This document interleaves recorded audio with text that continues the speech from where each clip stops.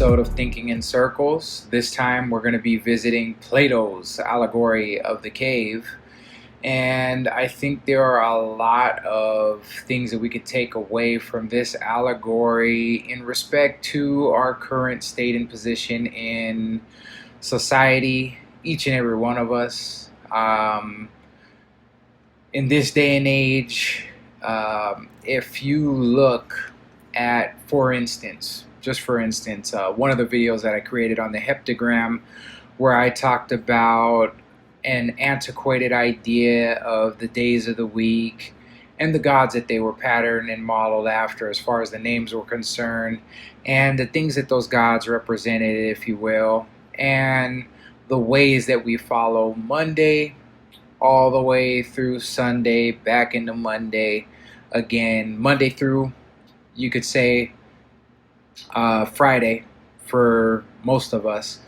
We're working, and then Friday night, on the night of Venus, we're getting drunk, finding some luscious young woman to congregate with at the bar, take her home, wake up with her Saturday, and do it all over again on a Saturday. This is just, for most of us, run of the mill. When all is said and done, I'm not trying to make a moral slight to anybody. I'm just saying that for the most part here in society, what we do is do just exactly what everybody else is doing, and what it proves is that we are desiring what others desire for us, and we are really estranged sometimes from our own idea on what living life is about and what life actually is. And that is to be expected. At the root of each and every one of us is an innocence, a divine innocence that we are estranged from because we are basically doing what we've been taught, doing only what we know, doing only what we see others do. And in the process of individuation, and in the process of even many different esoteric followings or teachings, if you will, the idea is to find out who you truly are, to know oneself. And when you know oneself, you will find that you, as an individual, stand apart from the mass group, if you will. And that the life you lived in the mass group was nothing but really truly an illusion. And then you get to see across the board that those that are living in the mass are part of a great delusion and are taking part in a great illusion. Now, I say all that to say this is that in a large way, this is what Plato's Allegory of the Cave speaks about. I'm going to throw up a diagram and also read off some of the parts of it. And it's a artfully illustrated diagram that can basically show you what the idea is talking about. And I'll throw up quite a few of them here that I just pulled at random off of the internet. And this exact Allegory of the Cave text that I'm going to be reading is one from the internet with some of my annotations that will shed some light on the information. And with that said, I just am asking, as you listen to it, to think about your current place in your life. And I mean your life, nobody else's life. Nobody else's life that, let's say, others would want you to live. Nobody else's life in comparison with your life. Your life. This is what I'm going to ask you to think of as we read through this, because I personally have had to think of this, and I just thought to myself a few days ago that it would be really great to tackle this on the program and possibly to get some feedback from you guys on what you guys think about this whole idea and where you stand in it, maybe. What are your thoughts? Other than that, let's get into the reading and buckle your seatbelts because we're going to go on a wild ride. Once again, I'm not, never really on this show do I want to tackle political ideas or conspiracy theorist ideas. I'm not a conspiracy theorist. I'm a realist and a pragmatist of the highest kind. And just to let you know, once again, I could never moralize your position or make a judgment on you, but for myself. As far as if somebody wants to deal with me on a personal note, I need to make that judgment for myself and not really judge them because I let them be. But I need to judge for myself, who I place myself around. But I can make no judgments really of others in a negative and condescending way because keep in mind, as I've told you guys many times on this program, I come from a social substructure within society that is at the bottom of the bottom. And, we had managed, should I say, because I'm living a different type of life, but I'm in no position to judge. So just keep an open mind with what I'm about to read, and this coming from a very psychological standpoint. This is Plato's work. He was a philosopher. Philosophers were the first of psychologists, if you will, and this is going to be really interesting. So, without further ado, the Allegory of the Cave. Point number one, Plato postulates that humankind can think and speak, etc., without any awareness of his realm of forms. Now, his realm of forms, we got the Platonic forms. I'll probably throw a picture of that up there, but the realm of forms of Plato, for instance, I mean, we can put that side by side with the realm of archetypes, the realm of the collective unconscious. Many people make allusions to the collective unconscious, yada yada, but do you know the symbols? Have you looked into the symbols? Do you understand any symbol set that would suffice for an idea of the collective unconscious? It's better to have an idea and a system than to not have one at all. And I will refer to exactly what I'm going to say later. Carl Gustav Jung's work on the transcendent function actually very, very explicitly and very well. I was reading through some of the pages of that today.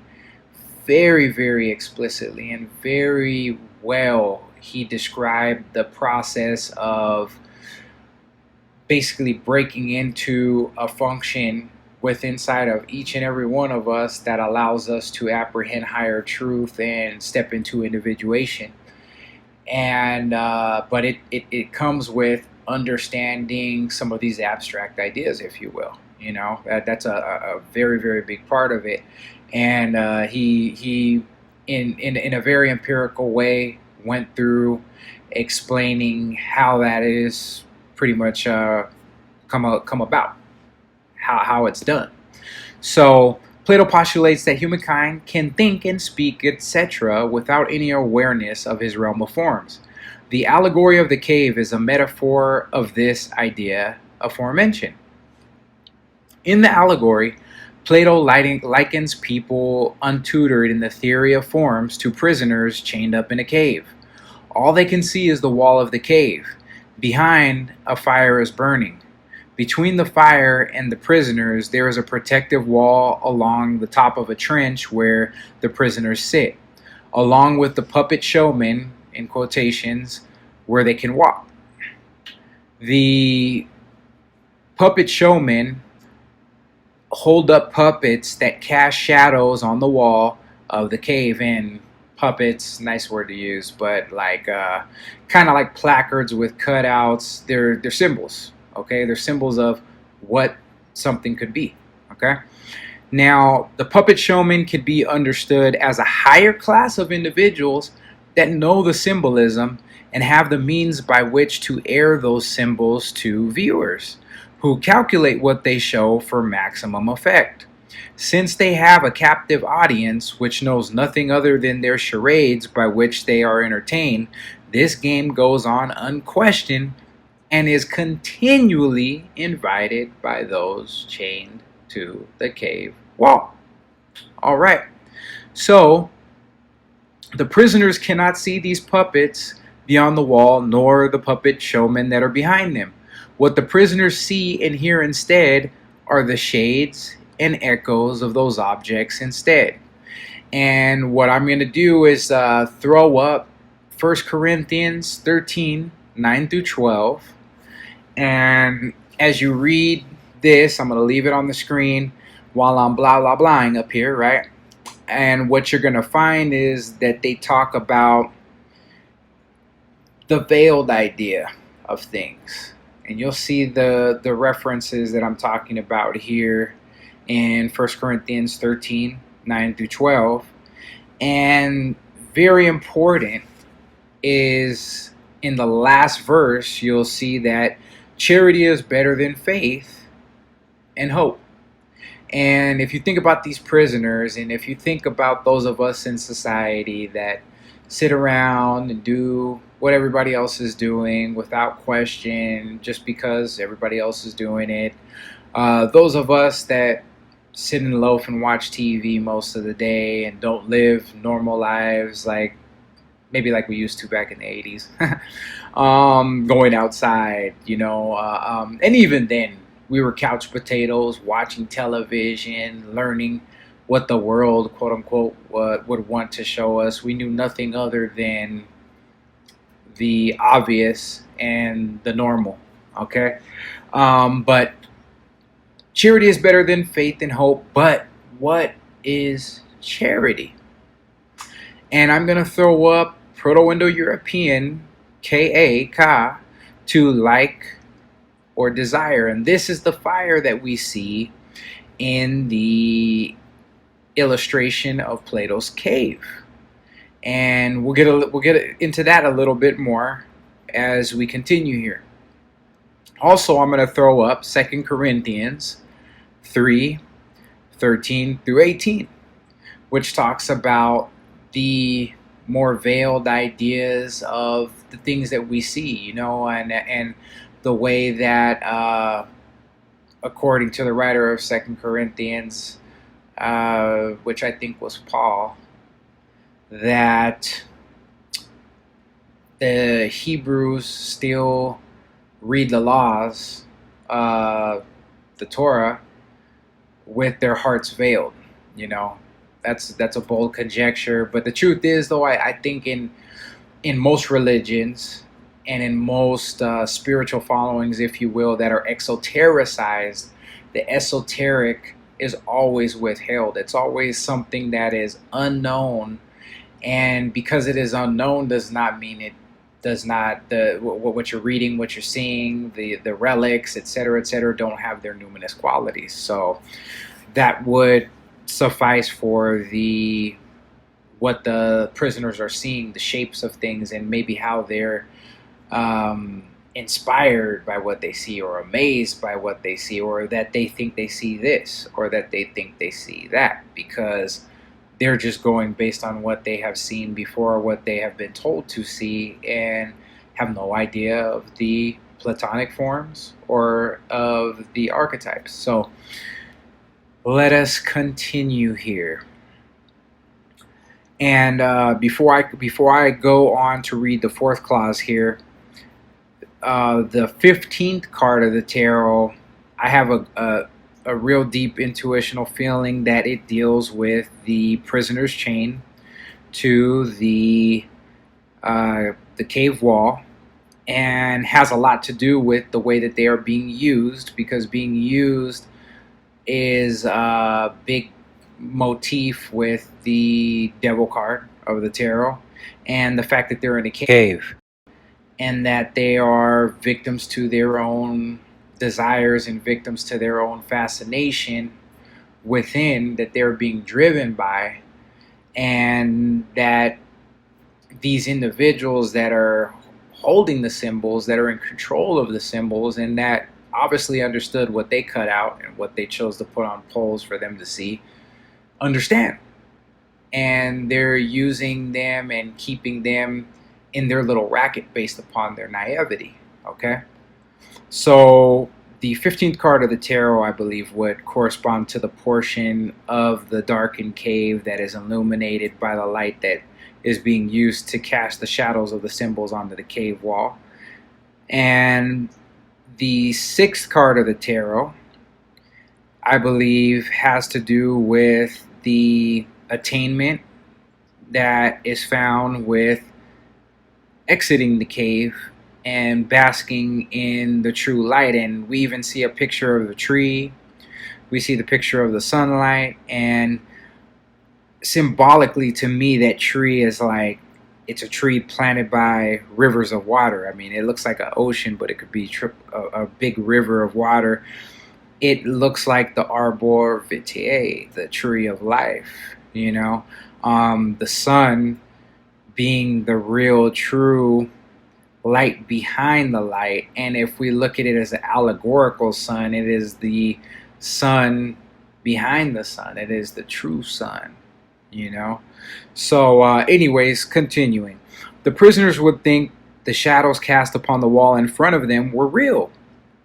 They carelessly and passively would not look deeper into the source of the shadows or light sitting there, you know.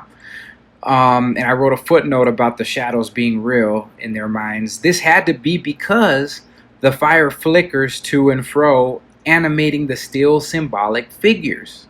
Okay?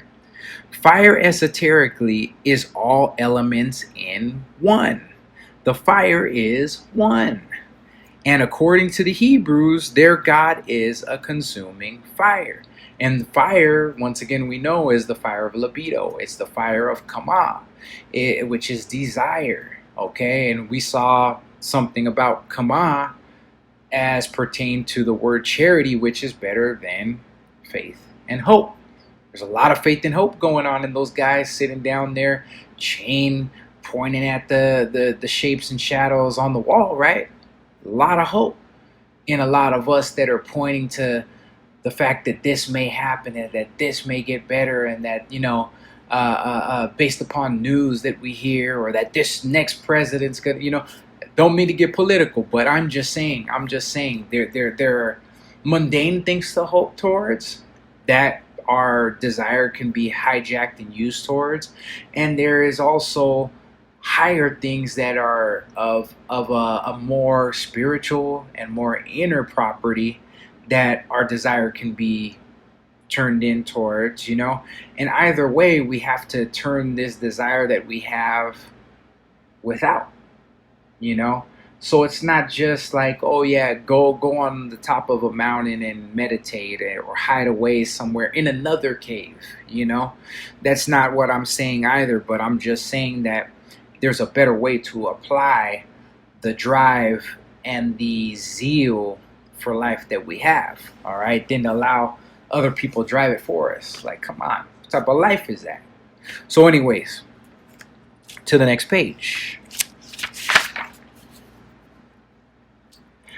If the prisoners were to converse between one another, what would they say about the shapes they see on the wall? What prior experience would they project upon what they saw in order to convince themselves and others of what was being depicted? What experience prior to being chained and looking at the shapes prepared for them to see on the cave wall would they have as a base of experience by which to understand new forms projected upon the cave wall? Good question, right? Plato approaches the what if the prisoners could talk to one another about what they saw question like so.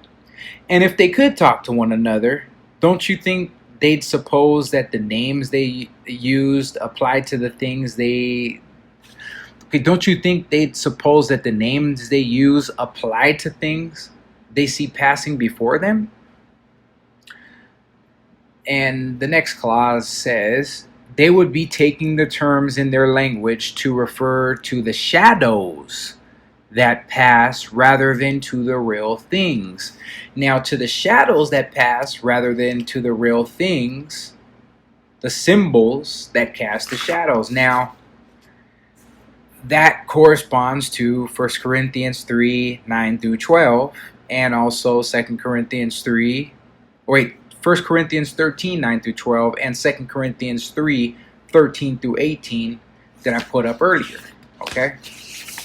So, in a large way, their language that they're using, they're seeing what they want to see. It's a matter of desire. Their language is a language of desire, okay? So let's continue here, and we'll see further what this is talking about.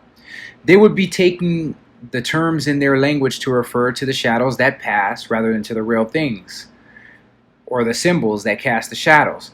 If a prisoner says, "That's a rock," he thinks that the word rock refers to the very thing he is looking at. But he would be wrong because he's only looking at a shadow.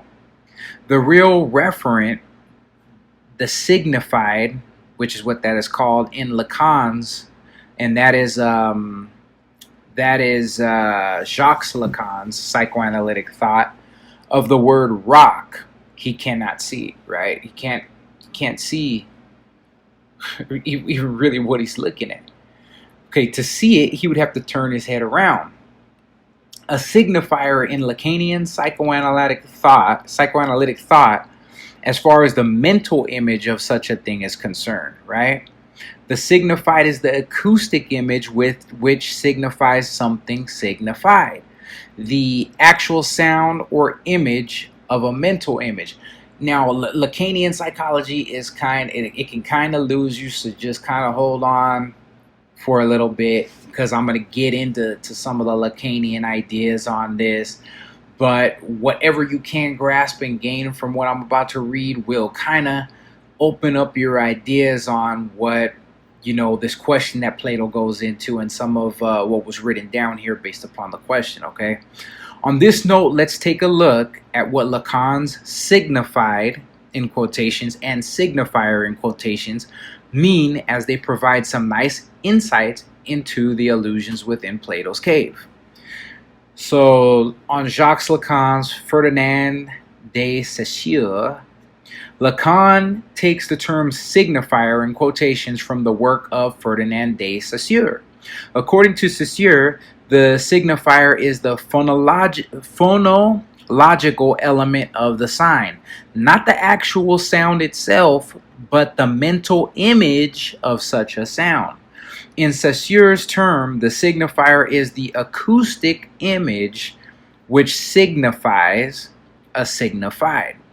So there are things that are like, if we say a tree, right? If we're looking outside at a tree and say the word tree is the signifier and the tree is the thing that's signified, right?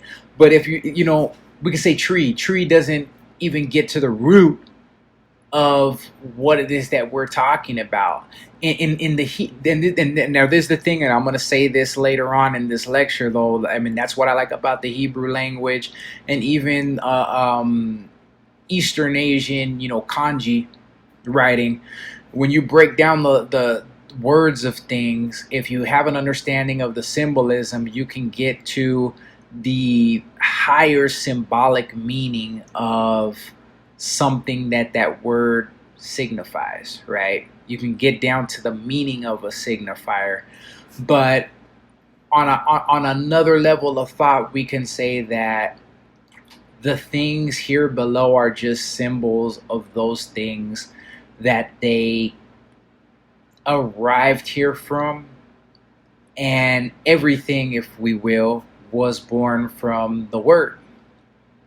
The Word of who? The Word of God, if you will. And that's in almost every single cosmogony in all types of different mythologies, that the Logos is that which created. The Word is that which created all things. Adam being a copy of God, or a created in God's image, if you will, was told to name all the animals, plants, and different things of that nature. So if he was a copy of God, if you will, right? Man being created in God's image and was told to name everything, it goes to show what it is as far as what the animus is, what the logos is, and how words are used to signify things. But the truth of the matter is, like, if you think about on a patriarchal level, right? Because patriarchy somehow had to bring our language to this point, here what it is. Certain patriarchies brought languages to certain civilizations, right? And as time went by, our languages have changed so drastically. When we say one thing, does it really truly mean what it used to mean? We can see the idea that I'm talking about now when we think about the word charity. That word changed throughout time and throughout representation to us so many different ways. All right, and there are many other examples of that. Who knows what one word meant this or that in this time. 200 years from now, who knows what the heck it's gonna mean? So words, when you get down to the bottom of them, don't really even have any real true meaning within themselves. They're just things that we're using like a stick to prod around in the dark to find our way and to put our fingers on things, But one thing I believe about the naming of things, even naming of certain attributions in psychological systems, in philosophical systems, in spiritual systems, we're naming things so that we can put our hands, or the hands of our mind, if you will, on things that actually do serve a real function. And by linking to those things with words, we can actually find out where their places are. So if you can kind of see there, if you can pick apart what I'm saying there, where the power and efficacy of words actually lie, and where the pragmatism in something that doesn't mean anything at the end of the day, where the power really lies and what we're really trying to do with it. You know what I'm saying? So continuing forward, okay? Primacy of the signifier, okay? So the signifier, basically the word being used, basically the sound of the word and how it corresponds to the thing being named, right? Whereas Saussure argues that the signifier and the signified are mutually interdependent, Lacan states that the signifier is primary and produces the signified.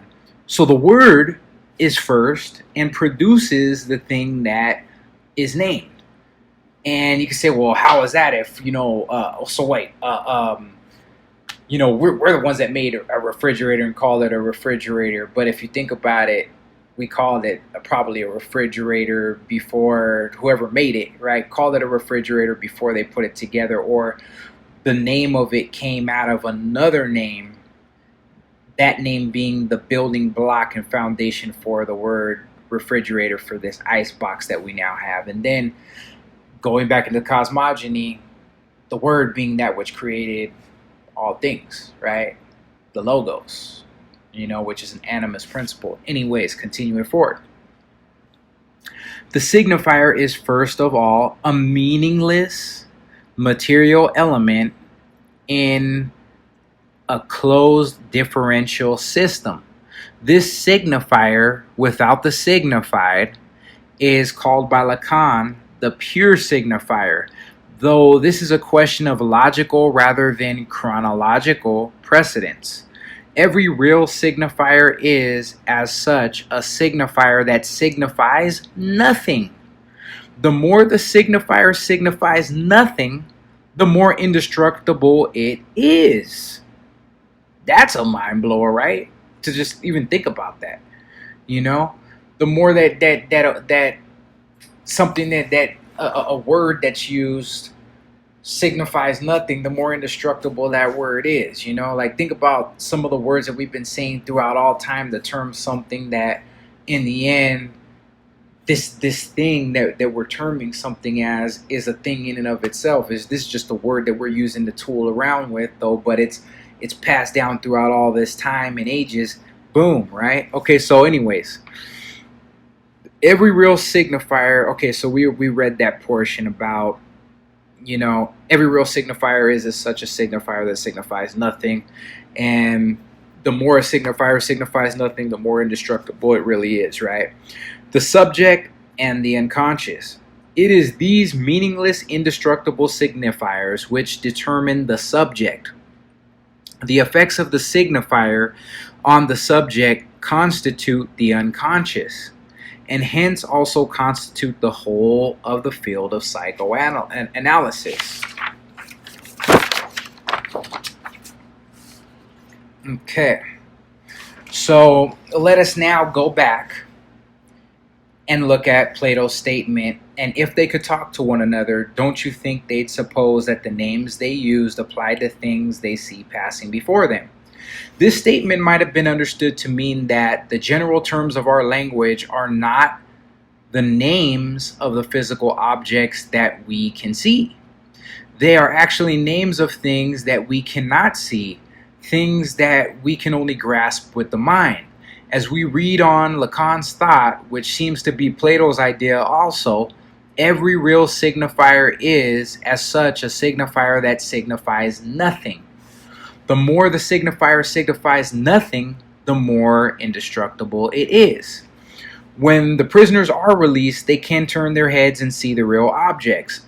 Then they realize their error. What can we do that is analogous to turning our heads and seeing the causes of the shadows? We can come to grasp the forms with our minds. The forms are not just the Platonic solids, but the archetypes.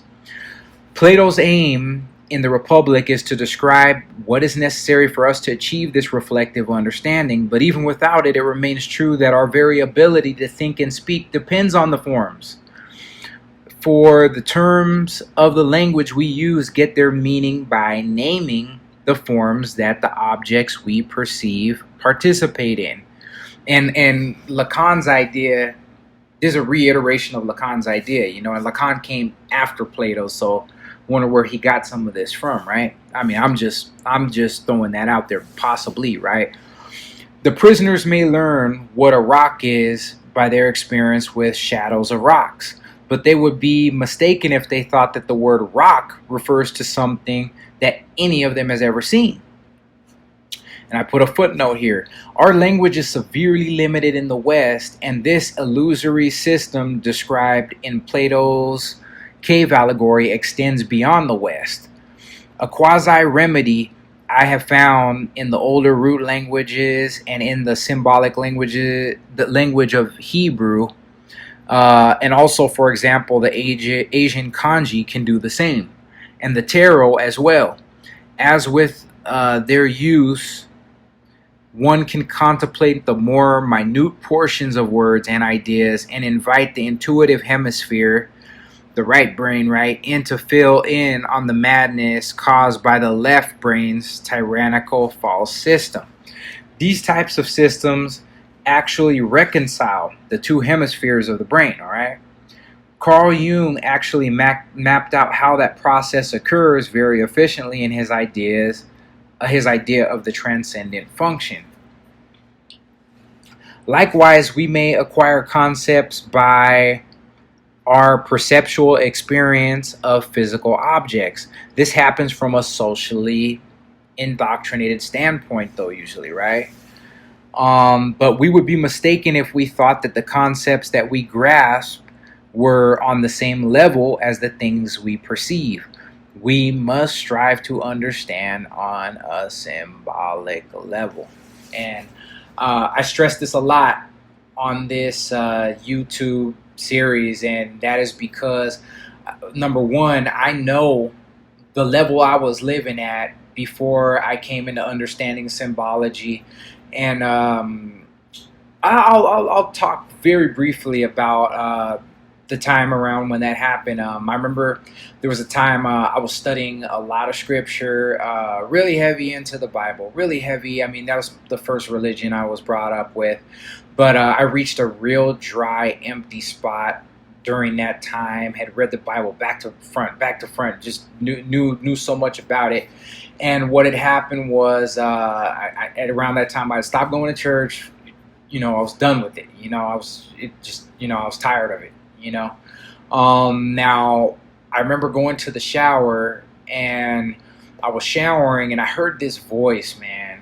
It was loud and clear, and it said, in order for you to understand those things that you thought were good, you will have to understand or study those things you thought were evil.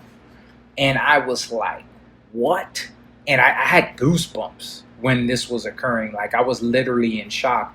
And I just remember saying, just like any Christian would, and I don't term myself a Christian now, okay, but I'm just saying, just like any Christian would, they would say, I say that in the name of Jesus, I rebuke you, Satan, But I felt that rebuke came back on me, okay, when I said that. So I knew that rebuke that I felt, that pushing away feeling I felt right after I said that, I knew that there was something higher telling me that I need to study something to fill in these blanks, the emptiness that I was feeling from just something being missing in the scripture, something that was maybe taken out, something that was omitted, maybe something that was not there. And what I just said right there is no epiphany to anybody, that there is a lot that had been omitted as far as apocrypha, scripts, etc., etc. But that situation, that little epiphany of mine that happened to me, led me, and I didn't know how the knowledge was going to come. I met a Freemason who wrote down a long list of books for me, just a long list of books for me to study, and gave it to me on good faith because he knew me, and he was a really a good mentor and friend of mine. And what I did was slowly but surely I made my quest to start getting these books, start putting them together, and start studying them the way that he told me and showed me to. And I came to some really just some really deep, life-changing information that even during the time as like that time in my life was really hectic, really crazy, and was bereft with times where I really just wanted to commit suicide. I wanted to leave this earth, man. I just wanted to be done, But knowledge of symbolism, getting on the good side of that participation mystique, you know what I mean?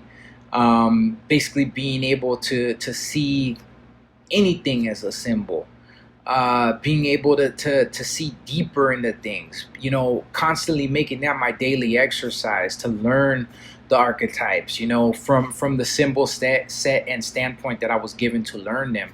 It changed my life. It cast a new color on life, and the amazing thing about it is I still haven't exhausted the study. I still haven't exhausted the knowledge.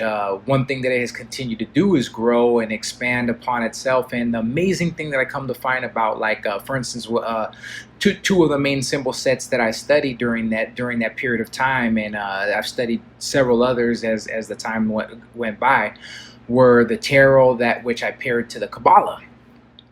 And I came to find early in my study with that system, actually, as you internalize it starts to teach itself to you. That's when I learned that human beings are like, there is magnetism going on, and there is we are divine tuning rods after a large way. And that's one way to put it. You know what I mean? We have ways of, attuning to certain channels and frequencies and receiving certain information, and that may be a big explanation of not a wide explanation, but a sufficient explanation of what synchronicity may be in the idea of Carl Gustav Jung. Okay, but let me see. Let me just make sure that we're on target here with what we're reading. Okay, so that was my introduction to archetypal symbolism, the forms of Plato, if you will, because that's an archetypal understanding of the underlying symbology and the underlying layer of everything that is around us that we term real, but is really a physical form that is a representation of something spiritual, something higher, right? Something that is an original idea. Okay, so let's see. Are we into the? Yes, we are. So I'm gonna put this up on the screen, and I'm just gonna read to you what I glean from this picture of the of Plato's cave analogy. Okay, so we're gonna start from the left, which is slavery, basically, mental, spiritual slavery, etc., and go to the right side. Okay, and we'll go along the succession from left to right. So the prisoner sitting down, pointing at the pictures of the horses there, a horse, or maybe that's a fox, right? I'm doing the same thing they're doing right now. Okay, the left brain is what I term that as. Prisoners to the base material existence are prisoners by choice, not really by force. And like I said, the 15th card of the tarot, I believe, deals with this whole cave situation, and I'll throw a picture of that up, and you'll actually see how it's very reminiscent. It's very reminiscent. So, continuing now, the people holding up these symbols behind the wall in the cave. We see archetypal projection, the collective containment vessels. For example, groups and followings which you are projecting your precious worth upon, who are those who allure you by mirroring your own values back upon you, or back to you. That's not such a bad thing, because we all have to learn from somebody at some point, but it's not really the fact that we are learning, but it's what you learn. It's what you learn. If what you learn keeps you chained in the cave, you should keep in mind that you're on a time clock, and that you should learn something that is going to help you achieve greater freedom. But some people are complacent and afraid to seek that freedom because they don't know what they're going to find. They don't know what it's going to be like to experience estrangement and loneliness. For instance, being apart from kinsmen that think how they think right now, chained to the wall in the cave. Okay, so the central piece there with the fire and the smoke coming up here, that is what I put down. I say this is the sulfuric light of desire, which emulates the light of the self. Alluring, it can distract. Burning, it can blacken and obscure the way. Remember the veiled scriptures that we read, the obscuration, not being able to see clearly, looking dimly through a glass, right? This is that type of idea. By sincere interest in it, one can be lured by it and be shown a glimpse of its source of light and be led to freedom. And this light is none other than the light of desire, or the light of charity, or the light of libido, or karma, if you will. You know what I mean?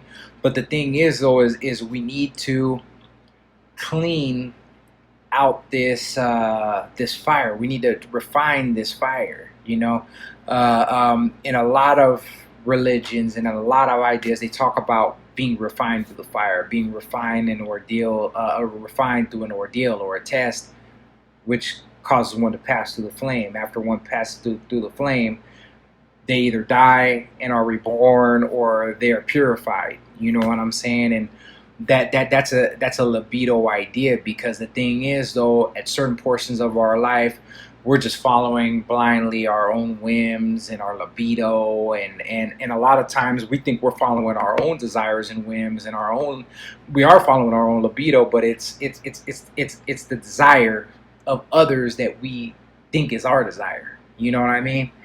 And we really need to differentiate, because that light of libido and desire can be focused on a lower plane, can be focused on more lower base physical things, and can cause us or can help us to just follow lower base physical things and desires, when in actuality that light proceeds from one pure source. And that one pure source, when we recognize this, we can use that desire to lead us to that source. And if you think about it, right, if you're looking at a flame, let's say that light was the brightest thing in there, maybe you can't really see out of the cave to see that there's anything brighter than what you're desiring right now at the present. Maybe everything else to you looks lackluster, and that's because of what you're seeing that's being projected as shadow from that light. You see? So continuing to the right. Now, to the right, we see two individuals that made it out of the cave. We see them on a beach or in an open land, and that could be a river flowing past a tree. But I put on that tree Mater, the mother, Arbor Vitae, which is the tree of life. The sun, I put soul, and I put that they're in unity. You see the rays of the light hitting the tree. Whoever drew this picture, I don't know if they really even knew what they were doing with the picture itself, though. But it's nicely put together. That's the beautiful thing about art. A lot of times, art has, since it proceeds from the right brain. A lot of times, when people will draw things, they'll draw things that are highly symbolic without really even knowing much of what they're doing. Now, the point between where the light of open day, the open light, the open life out there past the cave, and the darkness in the cave, right? That could, in a way, be the corpus callosum. You know what I mean? The part that separates the hemispheres of the left and right brain. We could look at it as that, and then that sulfuric light, that flame, could be the way that we're goaded at the base of that spine, that basal ganglia, you know, and the emotions that brings, because you have the word desire. Desire is like wanting something, but it's also a desire wanting deals also too with emotions. So you have like a impelling, a goading, a pushing towards things, but also an emotion that's intermingled, and that's the basal ganglia, the limbic system. And then when you see them inside of the cave pointing at what they think is really going on, that's like more the left brain, and in some ways the neocortical idea. And it's like, you know, we can't have one side, or the left brain, we can't have one side operating free and without the other. You know what I mean? We need the brain.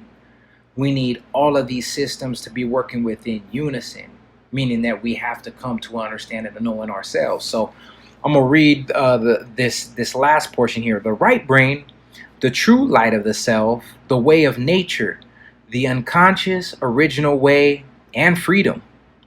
With the source of the sulfuric light ahead, you are blinded, but seeing more than you did in the cave, and are free of those charlatans who previously stole your fire. The as if terminology, who stole your fire and used it against you. You can also, in hindsight, accurately identify those that would want to try to steal your fire again, because you see through their lies now, knowing the archetypal form of things.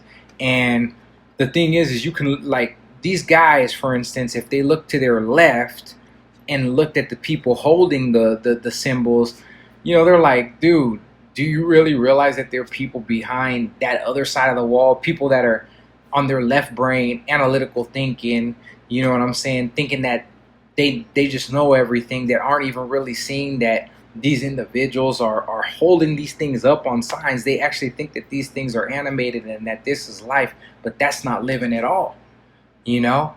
And then on the right side of the brain, there's a lot of uncharted territory, if you can see as well, though, too. But it's more of a holistic, more of an open picture.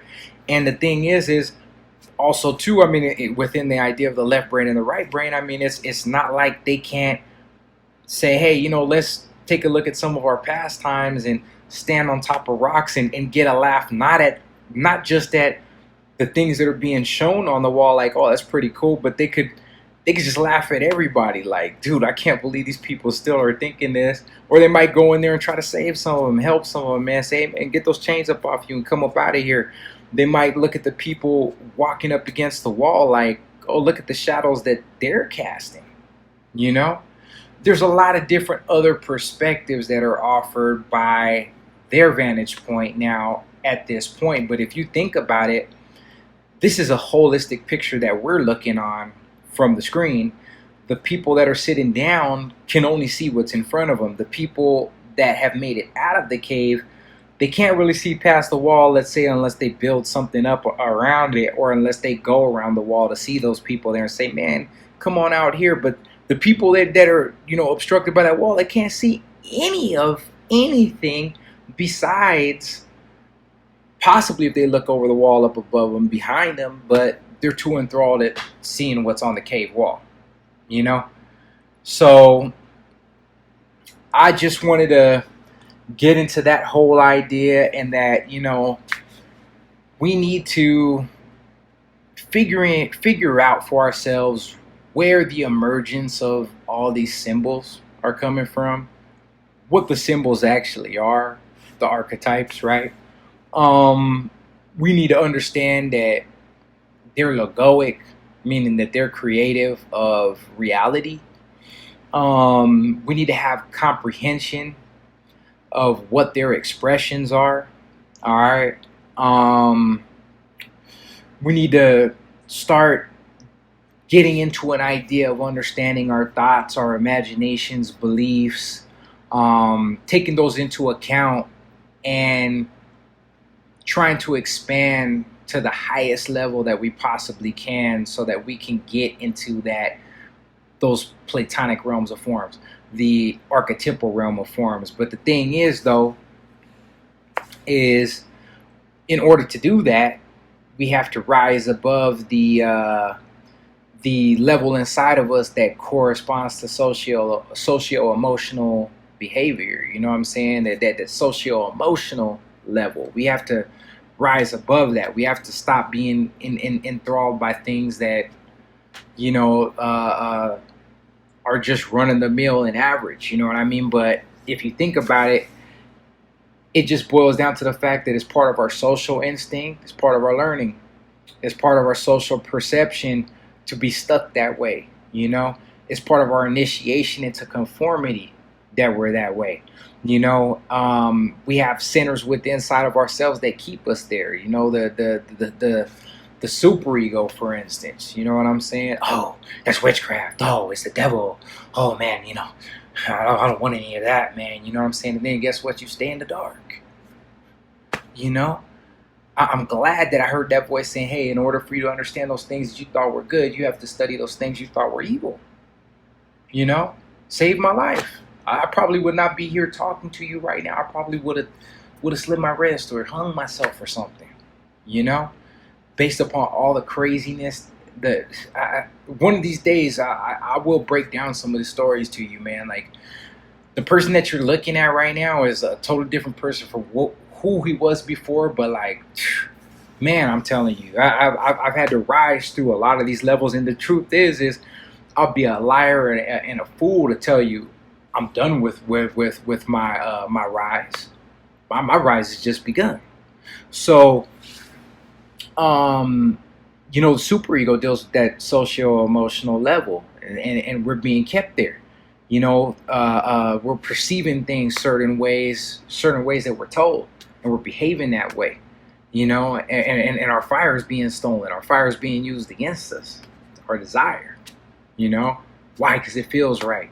Why? Because I don't want to be left out. I don't want to feel like I did in high school. I don't want to be ostracized. And at the end of the day, you know, what it all boils down to and what it's all riding on is an automatic function. An automatic function is riding on how we're stimulated and the responses that we get. You know. And that deals with, you know, the sensory motor level. of reflexes, drives, instincts, pain, pleasure, hate, love, conditioning. You know what I'm saying? And what you have is the idea of karma, the idea of goading. And I talk a lot about goading on this channel, the goading process, you know, a dove that's coming down and alighting on you and you know, filling you with ego inflation or causing you to want something, to lust after something. You know what I mean? It's things to think about. It's things to think about. And, you know, they're higher desires. You know, at once, when we talk about the dove of Aphrodite, we talk about the dove of the Holy Ghost. You know, if we talk about Aphrodite, we talk also about Aphrodite Urania, you know, Aphrodite being the goddess of love, sex, desire, passion, but the same center, even in the Kabbalah, the seventh Sephiroth, which is Netzach, is a sexual center. It's a desire center. It's a center that makes you want to desire after the carnal, but also too, there's a higher aspect to it that is the desire after divinity, the desire after something higher. Is sulfur is there. Sulfur is there. That's what that fire is right there. Sulfur is there, and that sulfur can blacken. But also too, sulfur is the painter of nature. That's where we get all of our paints, all of our different colors. They're sulfides. You know what I'm saying? And sulfur is that fire of life, that vivifying fire. But the thing is, though, is there's people that are stealing our fire. There's people that are stealing our fire, and we need to resolve that. We need to really, really, really, really, really resolve what's making that shadow inside of us as well so black. It's because our fire is getting stolen, you know? So these are just some things to think about. Let me double check to make sure that I've hit you with the whole dissemination here. Yeah, we're good. But, you know, if you're blessed by this right here, you know, just hit me and tell me what you think about it. Like if you like it, subscribe please to my channel if you haven't already. Share this with other individuals that would benefit from it as well if you can, if you will. But number one and above and beyond all, like if I reach one person and one person is enriched by anything that I put on here, it's a win. You know what I mean? And I know I've reached more than one person on this page, through this page, and I know I will reach many more people because there's a calling on my life to speak about these things that saved me from my own inevitable death. I was walking the path that literally, beyond a shadow of a doubt, would have killed me. And how do I know that? Because a lot of people that I know, that I knew like this face to face, they're not here anymore. They're not here anymore. A lot of my friends, they're not here anymore. And that's because why? Because they desired what others desired.